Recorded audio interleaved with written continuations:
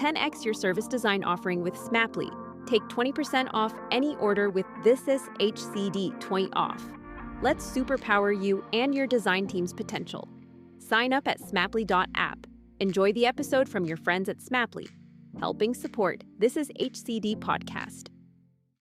As I read that, there were light bulbs going on inside my head, being like, oh, this is why the root barriers just continue to exist, even though the gender practice has been around for a long time, especially in social impact, and design has been in there trying to make impact as well. And so I just started to then try to build something at that intersection.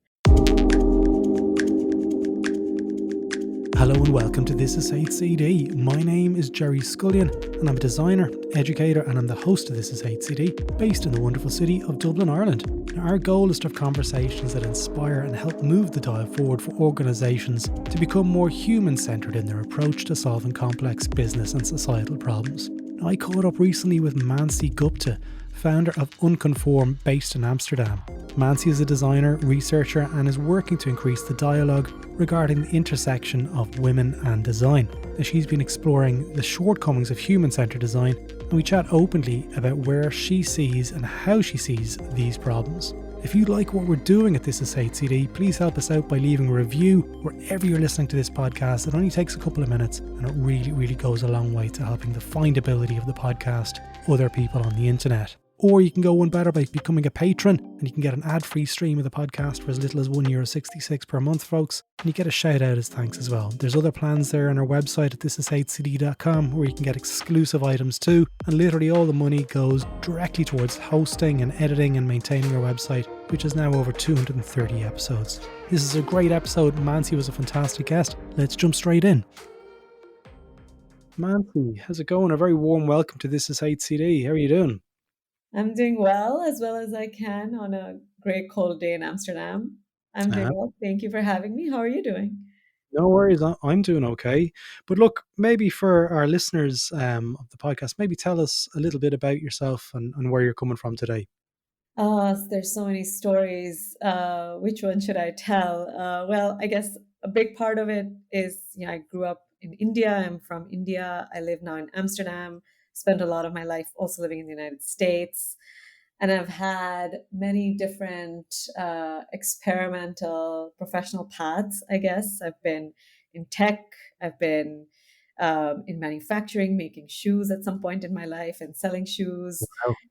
Wow. I was in design school and really a big chunk of my life was spent, growing my design expertise in the social impact space. And I got to do a lot of cool work in India on women's focused projects such as reproductive healthcare and financial inclusion, which gave me a chance to really see a part of my country that I maybe would not have been able to experience otherwise.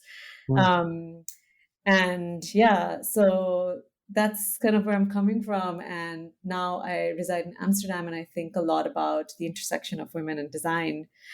And I drink a lot of chai and I go to pottery classes whenever I can to get away from all the mind-based work.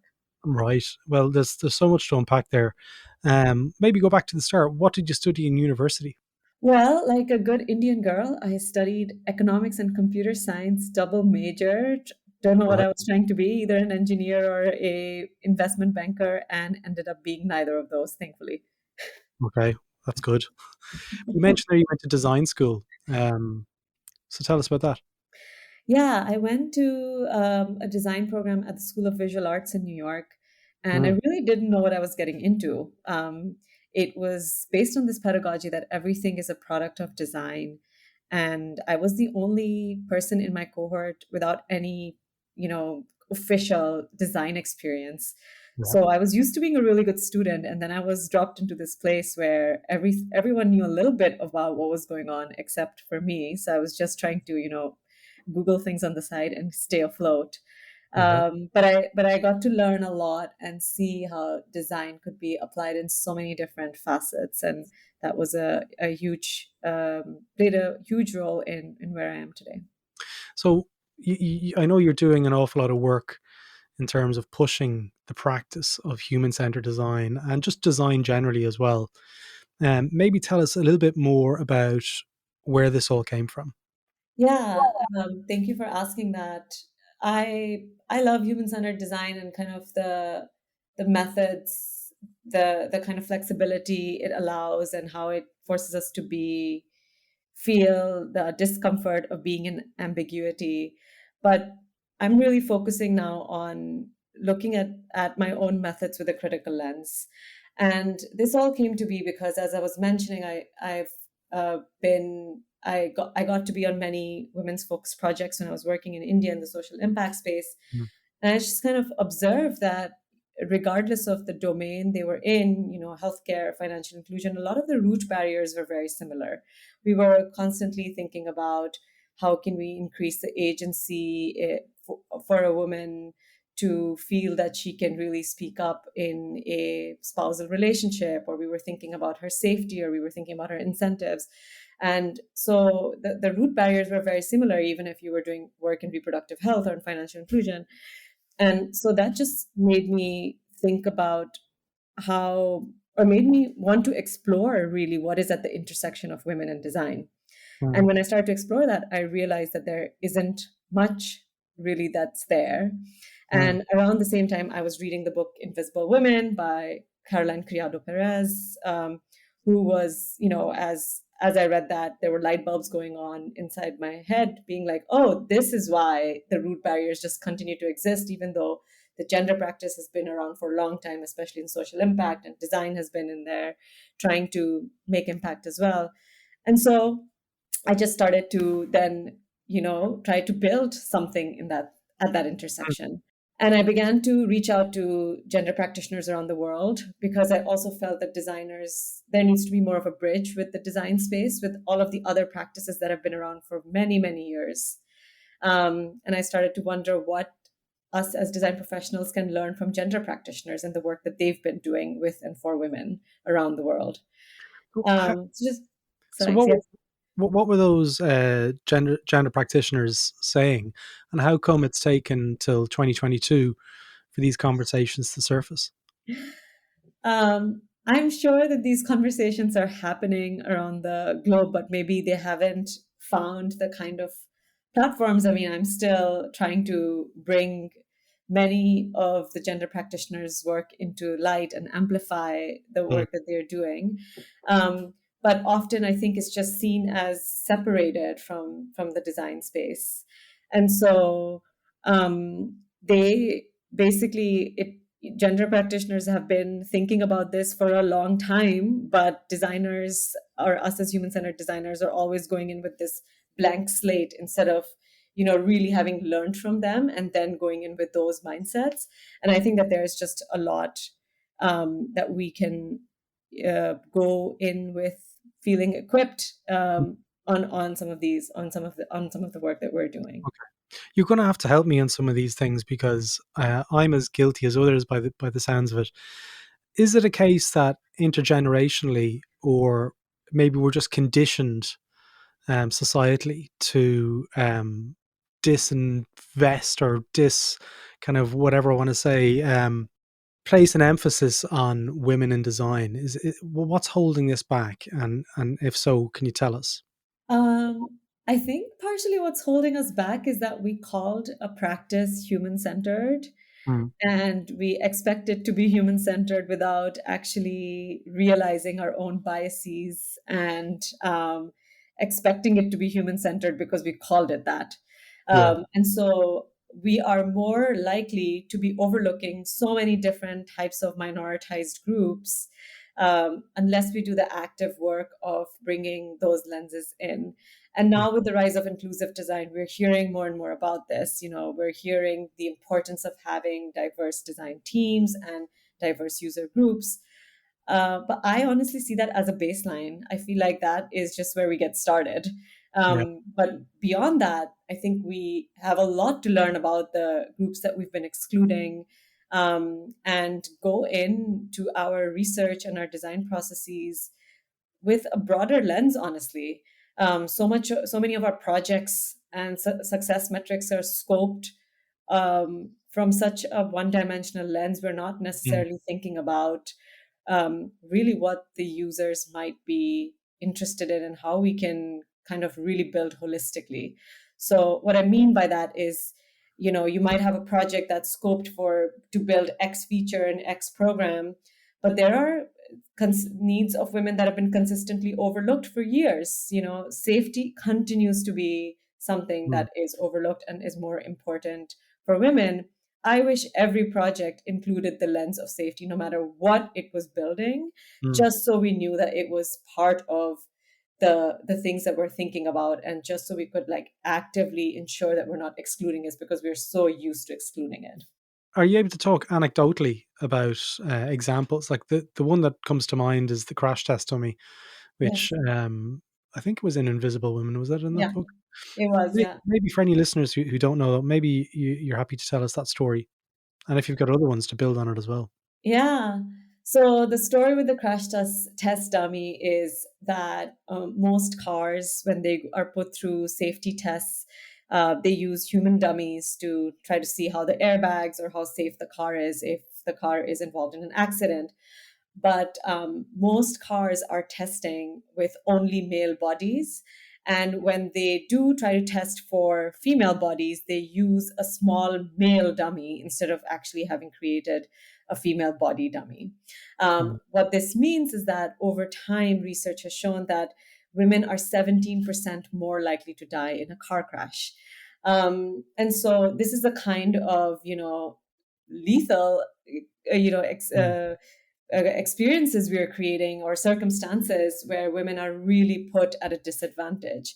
But if you think about it beyond that, like I always think about how ride sharing apps were originally, they Yeah. were released without safety and SOS features, even though sexual harassment and harassment has been around for a long time. It took for the cases to be reported before those features were rolled out. So That's we're right. consistently overlooking these things. And the car example continues onwards. You think about the seatbelt. All the women are complaining about the seatbelt chafing against their neck and it being uncomfortable. That means we don't want to wear the seatbelt, or we might be wearing the seatbelt in a 50% kind of way, and that is just all adding to these dangerous situations. In the example of the seatbelt, Hmm. how is that not designing for women in that sense? Because you could have a small man who fits I guess, the kind of percentile quadrant in the ergonomics for seatbelt wearing. What is it about the fact that, and also the ride sharing app? I'm sure, and this is a huge assumption here, but there was women at some point amongst those ideas being generated. It wasn't a case that there was just an organization full of 100% men. What was holding that back, and how did those ideas get through? Are you saying it's a framework? Is it a psychological blockage? Where do you see the problem originating? Honestly, I don't think it's that they actively overlook something. It's that Mm. we are just kind of oblivious to some of these things that we're used to overlooking. So we're Yeah. used to our status quos. And funny enough that as I started to do this research, and I put together a list of themes such as safety and trust that are really becoming more and more present in my work that I bring into the projects that I work on. But when I was putting together that list, I was like, I'm not thinking about this. I am a woman who's Yeah. had a lot of these experiences. And also when I share my tools with my communities, the women in those workshops and in my projects are feeling like, oh yes, I have felt this, but I haven't necessarily put words to this, and therefore it hasn't emerged in the Mm. work that I'm doing. So we're just kind of stuck in our status quo, and as a result, the way that we've approached these solutions has been in a very reactive way. Yeah. And I think that we can start to be more proactive about it. And that's how we will start to move beyond that very baseline definition of inclusive design, of having diverse user groups and diverse teams, Mm. into just being more proactive and active and intentional in what we've been overlooking in the past. So is it a case that teams that who don't have a diverse or representative number of people amongst the team are guilty of not designing for women, or is it a case of something else? That's a great question. And I don't know the right answer, but I feel Mm, like it's going to be a multi-pronged one. So okay. I think my personal feeling is that so far, as with the rise of DEI and with the rise of inclusive design, there Mm, has been this push on having more diverse teams that are teams. doing this work, which I think we cannot do this work without the teams having very diverse lived experiences. Mm, At the same time, I do think that our tools need to be updated, because if we're just leaning on those with minoritized lived experiences to kind of lead the change, mhm, then they're having to do a lot of that work themselves, and we need to share that burden. And so even when we have a diverse team, we need for people to understand each other's lived experiences more, and I think our tools can help us get there, so that doesn't feel like, oh, I'm like the diverse member of the team and I'm having to lead the change, or I'm the mm. woman on the team and I'm having to speak up for women all the time. Rather, Okay. helping everyone start to do that. And I think our tools can help us get there. Yeah. So whenever I'm researching and we're recruiting for people to be part of the study, Yeah. I'll always insist on 50-50. What are the gaps there in my thinking that other listeners can maybe benefit from your insights from? Yeah. Well, intersectionality is a huge piece that we Mm, cannot overlook. So 50-50 is a mm, great place to start, but I think it's important to understand that, there's no group that's a monolith that has the same lived absolutely. experience. So I think there's a lot of tools out there that are starting to look at intersectionality beyond gender, sex, sexuality, race, socioeconomic class, Yeah. but also into faith and maybe differently abled bodies, but also into body sizes, because there's also that is, part of it. So I think that those sort of the definitions of intersectionality are also growing. Mm, But I think what's also kind of important to remember is that in design school we used to learn about, the extreme case or the edge case or the stress yeah. case, Yeah. and I really don't like those words anymore, because we know that if we design for the extreme case, quote unquote, that we're then automatically designing for what is the average Yeah. case. And so it's funny that like women are being seen as a minority, or seen as the extreme case, and I always turn around and say, well, women are not a minority, but they're minoritized. So I think that's also a good way to look at, Mm, who's minoritized in X experience, and that's how you can contextualize some of this work as well, and mm, really start to bring those conversations front and center, rather than the kind of the average, mm. what is considered the average user. Yeah. And I mean, on the any of the talks that you're giving, it's designed for women. Mhm. And my next question is around the trans community. If you have the lens of gender as Mhm. being man woman in terms of your revised framework, I guess, like how do you cater towards the trans community?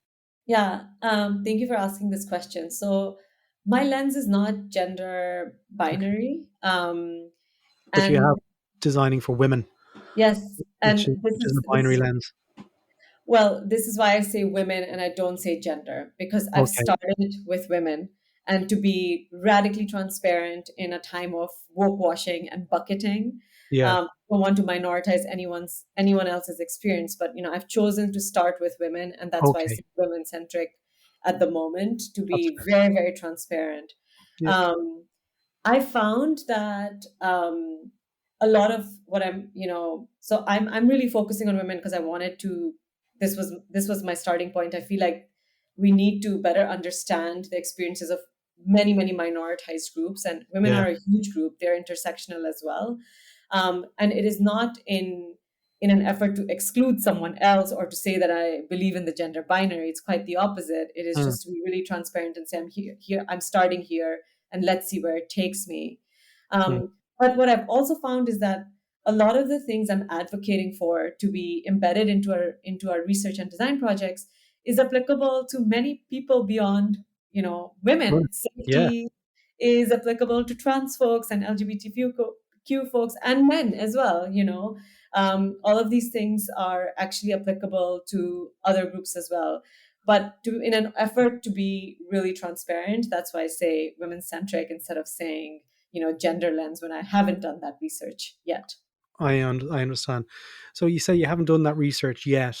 If there are members of the trans community that want to connect with you to give their perspectives on this, is that something that you're open to?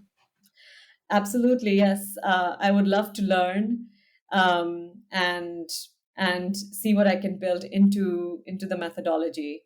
And I will say that mine is only one inclusive design methodology. There's so Mm, many different ways to be inclusive, and there's so many toolkits out there that are doing this work. And mine is only one way, and it's got blind spots, and it will always have blind spots. So that's also something that I keep very much in mind, and to see it as a work in progress, to continue iterating on it, to make it better and better. mm. That's how I'm able to do this work every day. One of the questions that you have, I think it's on your website actually, where at the start of every project you say, "What about women?"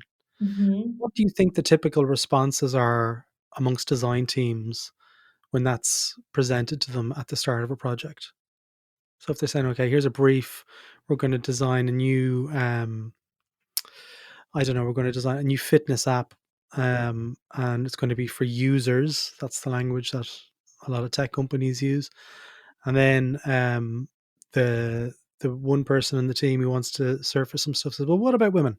I want to do some sort of role play here." So I think there's going to be listeners out there that may feel that, okay, well, I do include women. I do think that, and I want to challenge that. I want to see um, how they can actually learn from this conversation to bring it back to their organizations. I could imagine a range of different responses coming up here. I think with the ones that are more committed to inclusive design and are thinking about this actively, I think that those teams would get really excited to Mhm, explore what it would mean to design from a women centric lens or from an other minority group centric lens. mhm, Um, but I think the ones that are a little bit more in the early awareness stages, um, they could fall into very stereotypical masculinity and femininity traps, being like, okay, yeah, we're designing a fitness app. What about women? Yeah, maybe we can put in some things about menstruation. mm, Um, and so, and that's a great starting point, but often thinking about women gets siloed into what we expect to be connected to women, which is often fashion, beauty, reproductive health. Kind yeah, of those are the main buckets. Um, and my hope is with this question, yeah, my yeah. hope is to take people to be thinking about all these other things we've talked about today, which is not just reproductive health, but to think Mm, about women's, even if it's reproductive health, to think about it not just with the lens of menstruation and pregnancy, but to be talking about endometriosis and menopause and postpartum depression, which is all part mm, of the journey. And then we can go further into the overall healthcare journey, in which also women have been minoritized. The history mm. of hysteria, being misdiagnosed with hysteria, or being misdiagnosed when they're having heart attacks. All of those are a part of how women have been Systemic overlooked. problems. Yeah. So that is my hope, but I can imagine that they kind of like fall into the traps of, oh, this is what women think about fitness, and it's about Weight Watchers and losing weight, and they're just making these like broad assumptions about what women want. So are these blind spots in designers and just generally people's consciousness? And what can they do about it? Like, it's one thing to talk about inclusion and bringing it back into the workplace and how we work. Um, I believe 99% of designers listening to this will have the intent that they want to design better, they want to do better, they want to make sure what they are creating is being better and improving the world. Um, what advice do you give to them to identify those blind spots? Because a lot of people will believe that they are being inclusive already. Yeah. Great question. So the way that I'm working on it is, or the way that I think about it is that inclusive design isn't a switch but a muscle. Mm. that we need to build by practicing. And the first step is to acknowledge not only who and what we've been overlooking, but how. Okay. Um, and so, one of the ways that I do this with my communities and my clients is I've created a very simple evaluative framework. Okay. And I call it the women centric eye. And I say that, we can start to look at the world through a women centric eye to better understand the ways in which we are being offensive, so called impartial, but really overlooking women, somewhat informed, or holistic in what we're designing. And I take them through a series of examples to show what is offensive. So, an example of what's offensive is an existing service being turned pink, or not really have thought about, but just want to sell to women. And Mm. we see a lot of that still in 2022. An impartial solution is basically everything in the world that thinks it is impartial but hasn't thought about women um, that are constantly overlooked. So any fitness app that just fails to acknowledge the women's experience, that's a great example of something that's impartial. Something that's informed is taking some of women's needs into account. What we talked about, where people fall into what they think of as women's only. So you'll see solutions in reproductive health and things like that, but not kind of beyond that. But really, where we're starting to see holistic spaces are folks that are pushing the boundaries to change gender norms, to create new definitions of how to be inclusive in a system that has historically excluded us. So, thinking about finance and new ways of bringing access to finance for those who may not have had Mm. access to capital before, really pushing those definitions. And so if you start to kind of like just start to see the world in this way, you Sure. will you will have that lens and you'll start to build that muscle, Yeah. and start thinking differently. Is there a case with some of your clients where they believe that they're already that they haven't done this in the past, and there's a case of having to do the work to identify those pieces in their blind spots? Or do people just come to you and say, by the way, Mansi, we've forgotten about women for the last 20 years? What does that look like in terms of that awareness piece? I think we're in very early stages. Mm.